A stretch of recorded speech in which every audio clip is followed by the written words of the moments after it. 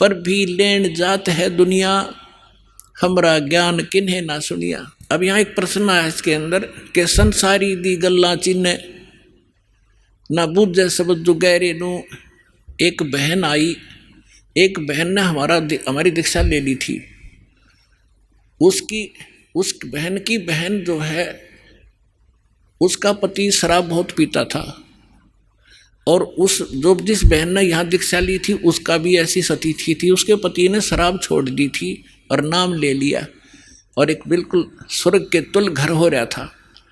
तो उसकी बहन का वहाँ आना हो गया, जो दीक्षा किसी और से ले रखी थी, किसी दूसरे पंथ से, और साथ में दूसरी साधना भी करती थी अपनी जो परंपरागत प्रचलित। उसका पति शराब पीता था, बहुत पीटता था, कभी गली में भी खड़ी कर देता है रात में शराब के नशे में। अब मैं बाहर खड़ी रहती हूँ, कुंडी लगा के भीतर पड़ कर सो जाता, सवेरे उतरे शराब जब खुल कुंडी ने, इतनी दुखी हूँ मैं।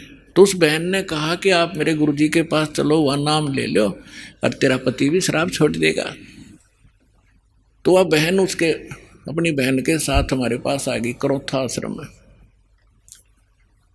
जब थोड़ी सी संगत थी, हम ऐसे बाहर बैठे सारा बैठे रहते थे, सारे 10 20 50 100 भक्त आते थे दिन में, मुश्किल से 10-20।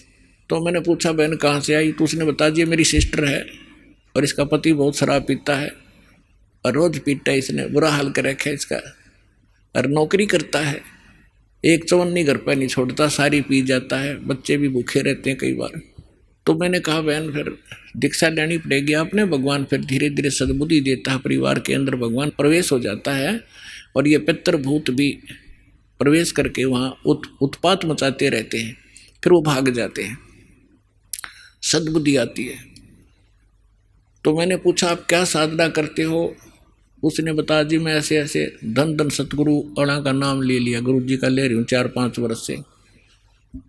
तो हमने कहा बहन देखो, चलो ठीक है वहाँ जो तुमने नाम लिया, लेकिन अब यहाँ भक्ति, यहाँ नाम लोगे तो सब पिछली पूजा छोड़नी पड़ेंगी, ना बीड़ी पीनी, ना शराब, ना पीने के लिए सहयोग देना किसी को, और ना कोई व्रत रखना। मैं कहने लगा बहन बीड़ी क्यों पीती है तू? न बोली जी बीड़ी मैं पहले ना पिया करती, नाम लेने के बाद पीने लग गई। मगर कमाल की बात है, दीक्षा लेने पीछे पाछे छोड़ा करें कि बुराई ग्रहण थोड़ी करते हैं। तो उसने क्या बताया जी, जिस सत्संग में हमारे गांव में होता था सत्संग, हम वहाँ जाती थी तो वो सभी को बीड़ी वितरित करती थी प्रसाद के रूप में, एक प्लेट में डाल के, और साथ में एक माचिस और सींक रख देती थी, और न्यू क्या करती पीले पीले प्रसाद है होता है। मैं ना पिया करती पहले, पर उन्हें सिखा दी, पीने लगी, यह बीमारी और ला ली मैंने, तो इसको तो मैं छोड़ दूंगी। फिर उसने बताया कि मैं व्रत रखती हूँ। मैं कौन सा व्रत रखती है? कि शुक्रवार का। मैं बोला बेबी बहन ये सभी जो व्रत त्यागने पड़ेंगे जो भक्ति करना चाहती है। ने बोली जी व्रत ना छोड़ूं मैं। उसकी बहन कहने लगी जब तक तू कह रही थी मैं सारी बात मान लूंगी, अब तो व्रत पड़ेगी। मैंने उसे पूछा बहन इस शुक्रवार का व्रत क्यों रखती है तू, किस लिए?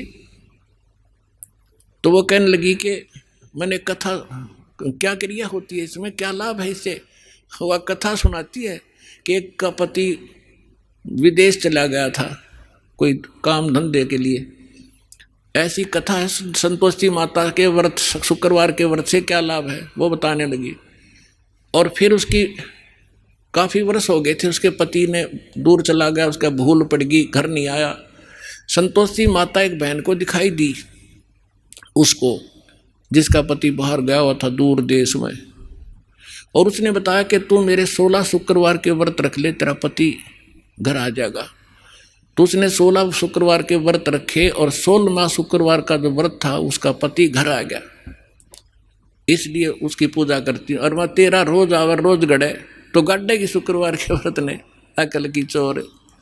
चलो उसका तो पति दूर चला गया था, उसकी तो बुला लिया उसकी संतोषी माता ने, तेरा तो डेली आवर डेली गड़े तने, और फिर भी शुक्रवार का व्रत है कल तुम्हारे अंदर। तो यहाँ परमात्मा कहते हैं कि संसारी दी गल्ला चिन्ह ना बूझे शब्द जो गहरे नु, सच्चाई से परिचित ना होना चाहते हैं और ऊंची थलियां खेती वो ये भूल गए निज डेरे नु।